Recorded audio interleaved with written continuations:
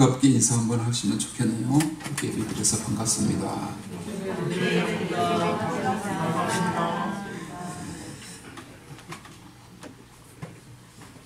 지난주 함성 말씀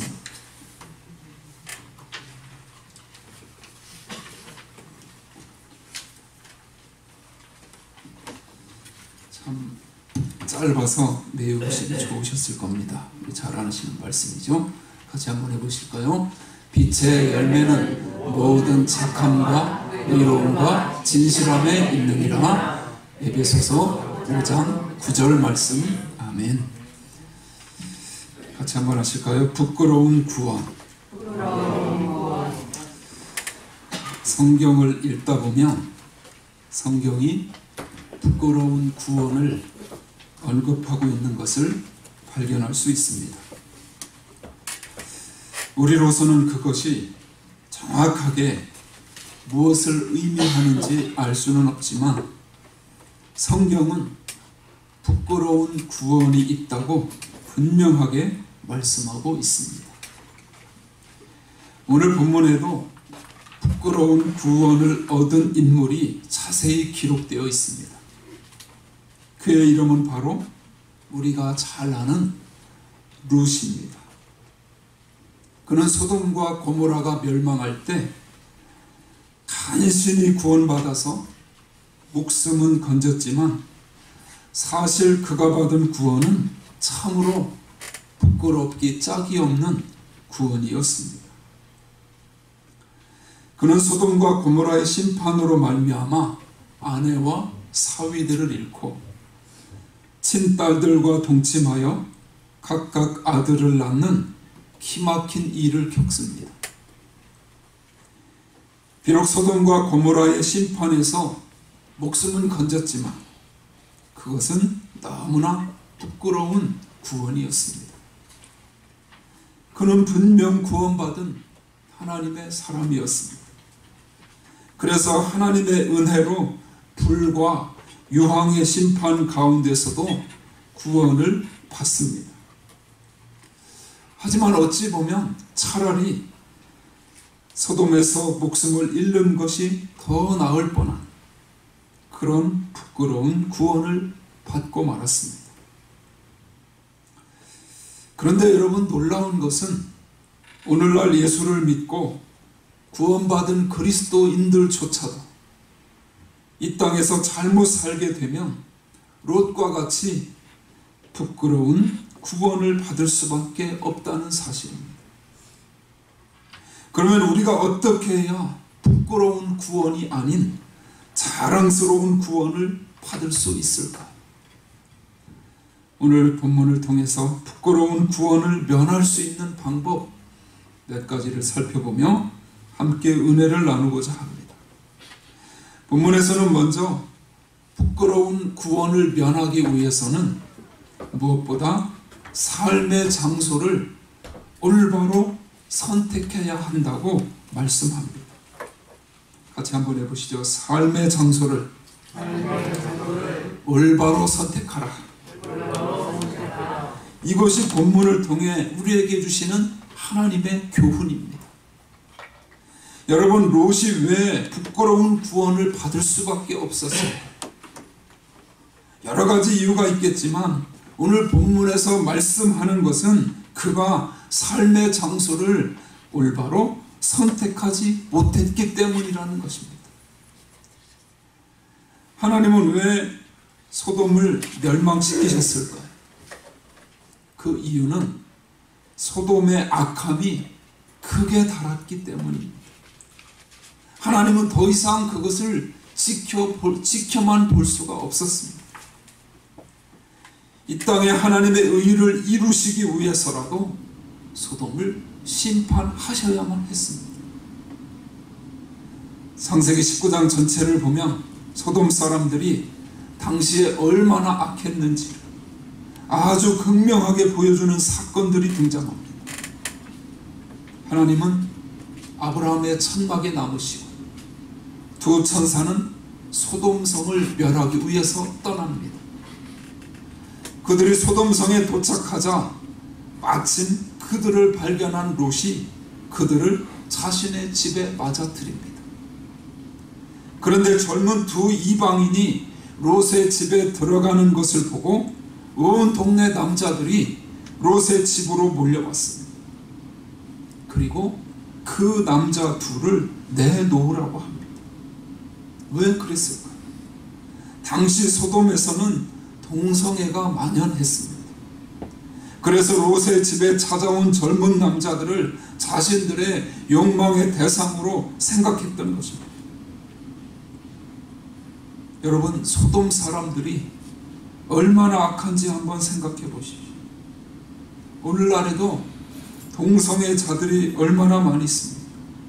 한국만 해도 동성애자들이 자꾸 늘어나는 추세에 있다고 하지 않습니까?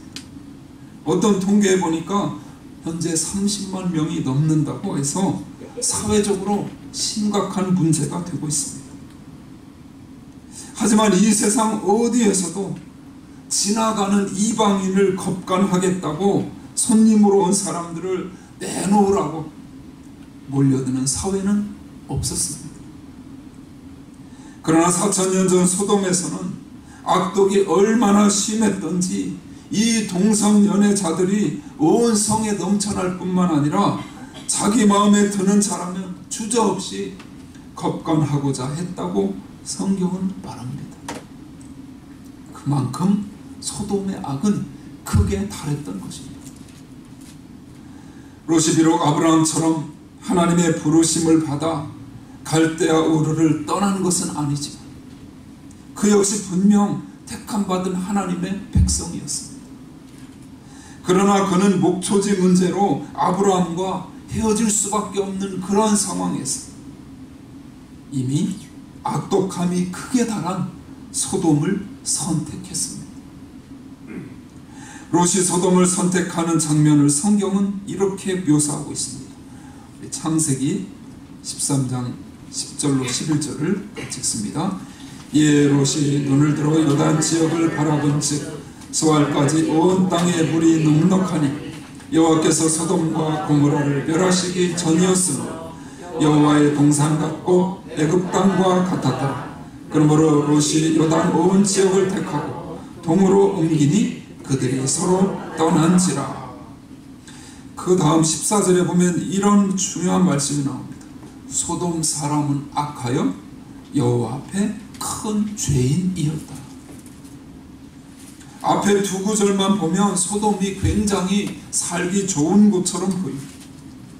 그러나 소돔은 치명적인 결함을 안고 있었습니다. 그것은 소돔 사람들이 악했다는 것입니다. 성경은 그들이 여호와 앞에 큰 죄인이었다고 분명히 말씀하고 있습니다. 롯도 소돔이 악한 곳이라는 사실을 알고 있었기 때문에 처음부터 소돔으로 이삭하지는 않았습니다. 처음에는 소돔 쪽으로 약간 옮겨가서 근처에 장막을 치고 살았습니다. 그러나 그는 조금씩 장막을 소돔 쪽으로 옮겨갑니다. 롯이 처음부터 소돔 성 안에 들어가서 사는 것이 아닙니다.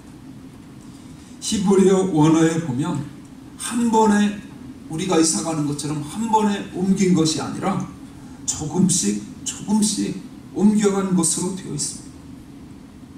분명 롯의 마음 한구석에는 저 소돔으로 들어가면 안 되는데 하는 주저함이 있었을 것입니다.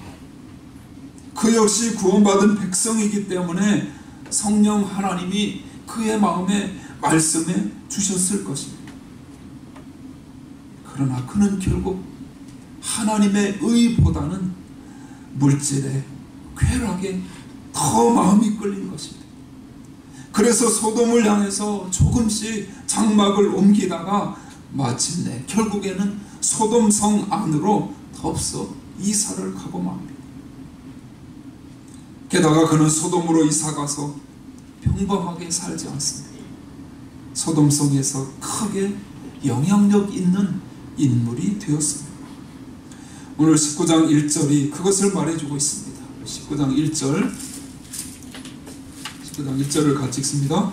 저녁 때 그 두 천사가 소돔에 이르니 마침 롯이 소돔 성문에 앉아있다가 그들을 보고 일어나 영접하고 땅에 엎드려 절하며. 성문은 당시 사람들에게 굉장히 중요한 역할을 했습니다. 당시의 성문은 법정의 역할까지 감당했습니다. 마을의 중요한 회의는 항상 성문 앞에서 열렸습니다. 느헤미야 1장 3절을 같이 읽어봅니다. 그들이 내게 이르되 사로잡힘을 면하고 남아있는 자들이 그 지방 거기에서 큰 환난을 당하고 능욕을 받으며 예루살렘 성은 허물어지고 성문들은 불탔다 하는지라. 여기에서 느헤미야는 예루살렘 성문이 불에 타버렸다는 소식을 듣고 크게 놀랍니다. 왜 놀랐을까요? 그만큼 성문이 중요한 곳이었기 때문입니다. 이 롯이 성문에 앉았다고 하는 이야기는 그가 이미 소돔에서 영향력 있는 인물이 되었다는 말입니다. 그는 소돔의 비옥함에 마음이 끌려서 소돔을 택했지만 처음에는 그곳이 너무 악해서 선뜻 그곳으로 이사를 가지 못했습니다. 그러나 소돔 가까이에 장막을 쳤다. 점점 마음이 끌리게 돼. 그러면서 결국에는 소돔성의 유력 인사가 되어버렸습니다. 여러분, 하나님의 품을 떠나가는 사람들의 발걸음이 전부 이와 같습니다. 구원의 은혜를 맛본 사람치고 어느 누구도 하루아침에 세상으로 덥석 나아가는 자는 없습니다. 그들은 분명 죄가 무엇인지 압니다. 죄가 가득 찬 곳으로 나아가면 자신이 멸망한다는 것도 압니다. 하지만 그들은 하나님보다 세상을 더 사랑해서 조금씩, 아주 조금씩 그곳을 향해 나아갑니다. 그리고 마침내 어느 시점에 이르러서는 아예 그곳에 안주할 뿐만 아니라 결국에는 그 악한 곳에 뿌리를 내려서 주저앉고 맙니다.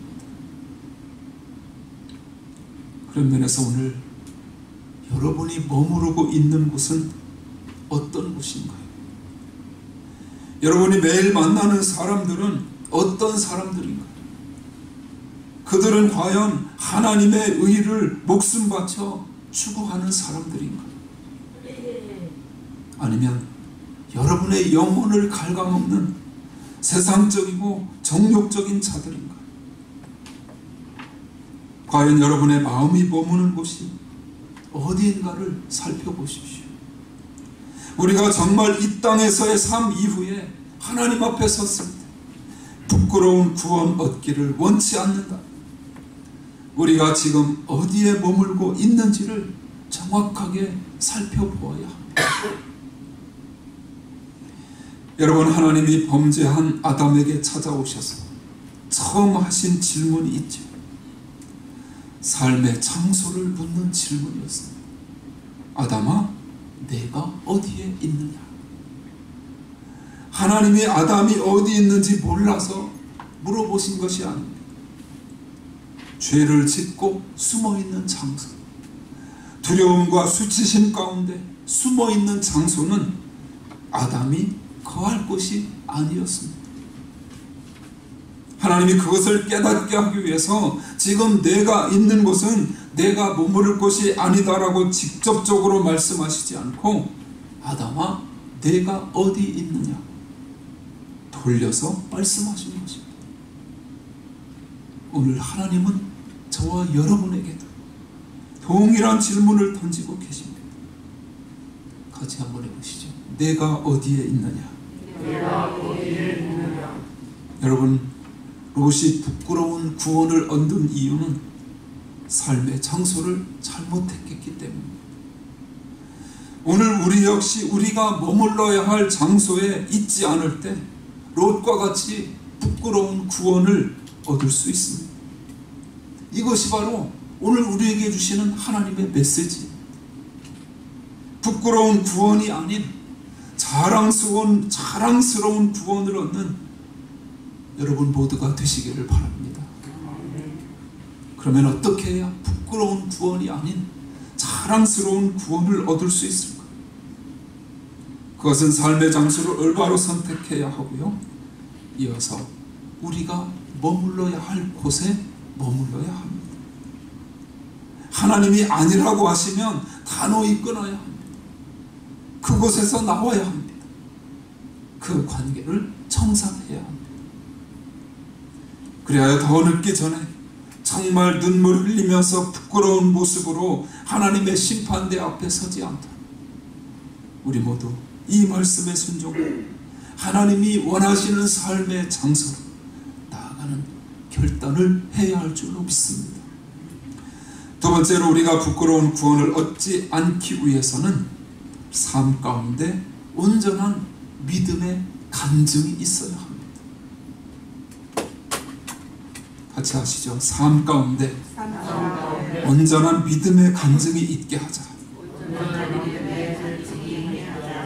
천사들이 롯의 집으로 들어가는 것을 보고 이웃 사람들이 찾아와서 그의 집에 온 손님들을 내놓으라고 소동을 벌이자 롯은 이렇게 말합니다. 오늘 본문 19장 8절을 같이 보시죠. 내게 남자를 가까이 하지 아니한 두 딸이 있노라. 청하건대 내가 그들을 너희에게로 이끌어내리니 너희 눈에 좋을 대로 그들에게 행하고 이 사람들은 내 집에 들어왔은즉 이 사람들에게는 아무 일도 저지르지 말라. 도대체 세상에 이런 아버지가 어디 있나요? 당시 롯은 소돔의 문화에 완전히 물들어 있었던 것 같습니다. 그 도시가 성적으로 아주 문란했기 때문에 설령 자기 딸들이 그들과 관계를 하더라도 그렇게 흠이 될 만한 일이 아니라는 그런 기존 관념으로 딸을 쉽게 내줄 생각을 했던 것입니다. 아무튼 그 난리를 피우는 와중에 폭도들은 롯이 자신들에게 재판과 노릇을 하려고 한다며 이제는 롯에게 위해를 가하려 합니다. 바로 그때 천사들이 롯을 집 안으로 끌어들이고 무리들의 눈을 멀게 합니다. 그들이 바로 롯에게 자기들이 소돔에 온 목적을 말해줍니다. 멀쩡한 사람들의 눈을 멀게 하는 것을 보고 롯은 그들의 정체를 짐작했을 것입니다.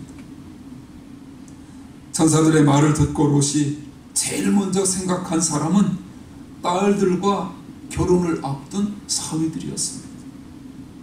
그래서 사위들에게 달려가서 하나님이 이곳을 멸하려고 하시니 어서 이곳을 떠나자고 말합니다. 그랬더니 사위들이 그 말을 무엇으로 여겼나요? 농담으로 여겼습니다. 14절 말씀 19장 14절을 같이 읽습니다. 롯이 나가서 그 딸들과 결혼할 사위들에게 말하여 이르기를 여호와께서 이 성을 멸하실 터이니 너희는 일어나 이곳에서 떠나라 하되 그의 사위들은 농담으로 여겼더라. 이 얼마나 비참한 상황인가요? 롯이 얼마나 다급하게 달려갔을까? 그리고 얼마나 진지하게 말했을까? 그러나 그들은 롯의 말을 농담으로 여겼다고 했습니다. 여러분, 이것이 롯의 삶의 실체입니다. 그의 삶에는 믿음의 간증이 없었습니다. 롯은 그 순간 아마 자신을 탓할 수밖에 없었을 것입니다. 왜냐하면 이때까지 사위들에게 믿음의 모습을 보여준 적이 없었기 때문입니다. 얼마나 그가 삶 속에서 믿음을 간증하지 못했으면 사위들이 장인 어른의 말을 농담으로 여겼겠습니까? 롯은 사위들과 진지하게 신앙의 문제를 얘기해 본 적이 없었습니다. 딸의 결혼 상대를 고를 때 아예 신앙 같은 것은 고려하지도 않았을 것입니다. 아마 소돔 성에서 잘 나가는 사람들을 사위로 맞았을 것입니다. 또한 롯은 이때까지 주위 사람들에게 영적인 영향력을 끼쳐본 적이 한 번도 없었을 것입니다. 그는 이웃 친구, 직장 동료는 고사하고 자기 사위에게조차도 전혀 인정받지 못하는 그런 신자였다고 말할 수 있습니다. 분명 주일에 성경책을 들고 교회에는 갔습니다. 직분도 받았습니다. 그러나 그의 삶에는 하나님께서 그와 동행하신다는 그런 간증이 전혀 없었습니다. 게다가 기도 응답도 받아본 적이 없습니다. 그러니 감격도 없고 감사도 없고 하나님 말씀을 듣다가 눈물을 흘려본 적도 없습니다. 예배 시간에 그저 예배는 드리지만 정말 마음을 열고 하나님과 교통해 본 적도 없습니다. 하나님을 믿는 자로서의 간증이 전혀 없는 것이 바로 롯의 신앙 수준이었습니다. 사위를 설득하다가 결국 빈손으로 돌아온 롯이 스스로를 얼마나 자책했겠습니까? 내가 왜 이렇게 살았을까? 이제 철이 들어 늙음하게 하나님의 음성을 듣고 나니 자기가 잘못 살았다는 사실이 그렇게 아플 수가 없습니다. 하지만 이미 자녀들은 하나같이 하나님의 품을 떠나고 난 후입니다. 이제 소돔을 떠나야만 합니다. 그러나 본문에 보니 롯은 여전히 망설이고 있습니다. 왜냐하면 이제까지 자신이 노력해서 얻은 모든 것들이 그곳에 다 남아있기 때문입니다. 어떤 신학자는 이렇게 말합니다. 불과 유황도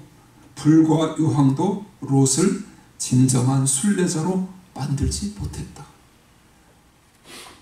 이윽고 롯을 보다 못한 천사들이 롯과 아내와 두 딸의 손목을 낚아채듯이 끌어냅니다. 하나님이 얼마나 자비로우신가.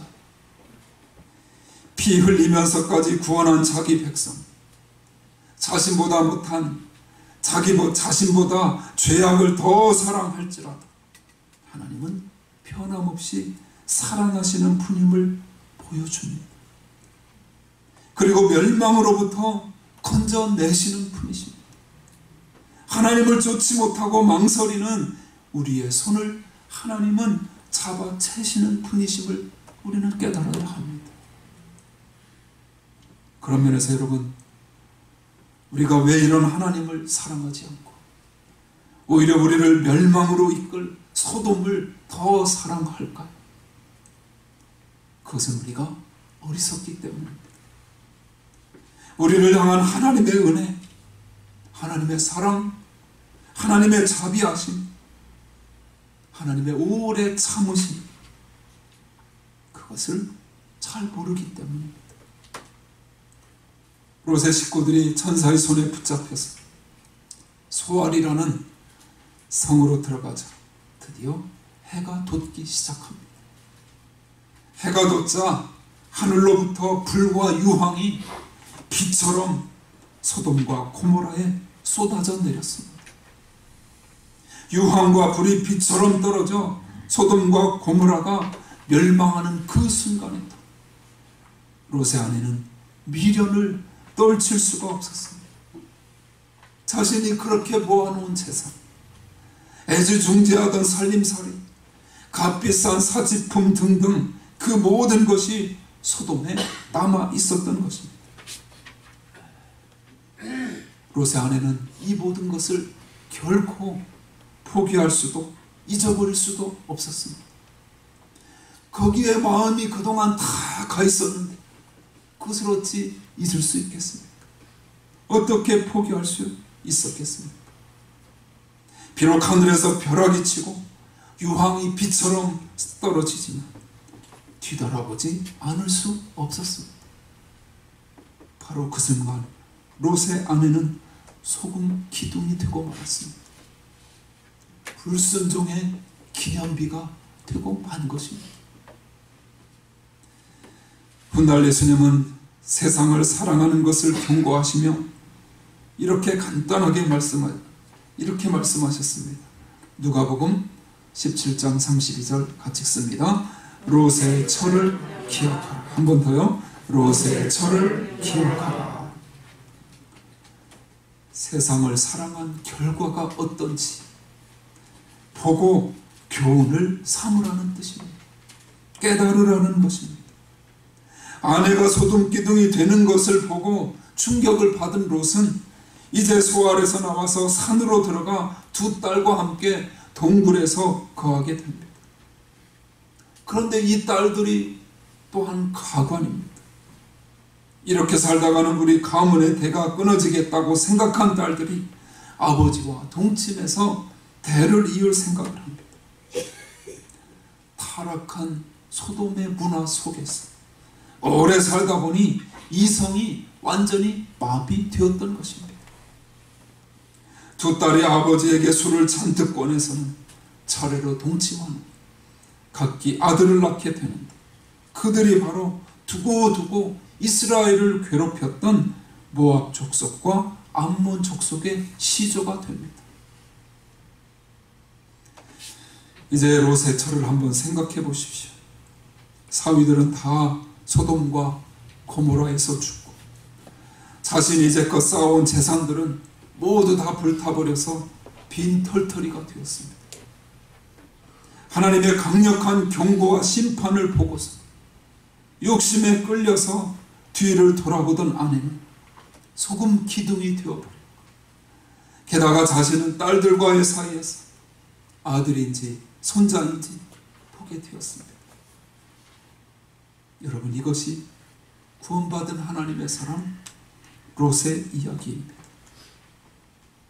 그는 분명히 삼촌 아브라함과 마찬가지로 선택받은 구원받은 하나님의 백성이었습니다.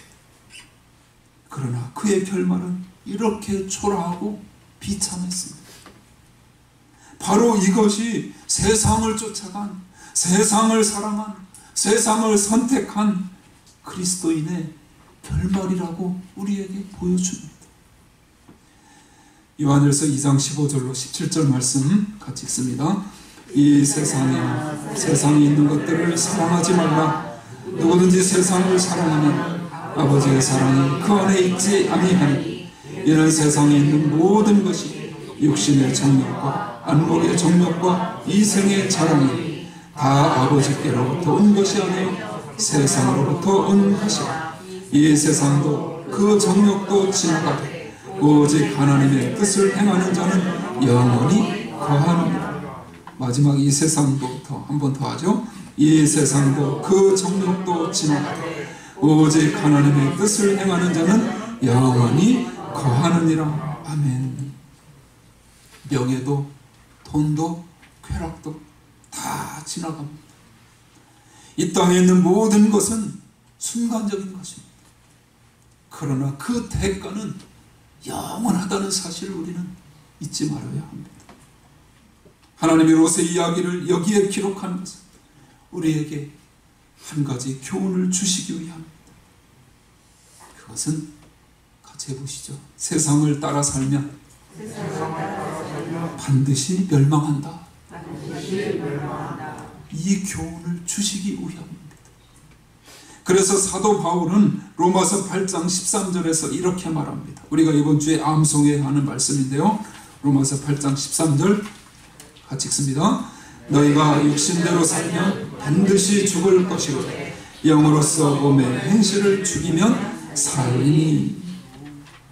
여러분, 이 말씀은 이미 구원을 얻은 하나님의 자녀들을 대상으로 하시는 말씀입니다. 우리는 이미 구원받은 자이지만 육신대로 살면 반드시 죽는다는 사실을 말해줍니다. 늘 영적으로 깨어 있어야만이 영원히 살 수 있다는 것을 가르쳐 주시는 것입니다. 사랑하는 여러분 모두 롯의 전철을 밟지 않도록, 부끄러운 구원을 얻지 않도록 삶의 장소를 올바로 선택하시기 바랍니다. 그리고 오늘 이후 신앙 고백에 부합하는 삶을 사십시오. 삶 속에서 믿음을 증거하십시오. 이 말씀이 축복이 되어서 이 땅에서도 훗날 주님 앞에 설 때 자랑스러운 구원을 얻는 백성들이 되시기를 주님의 이름으로 축원합니다.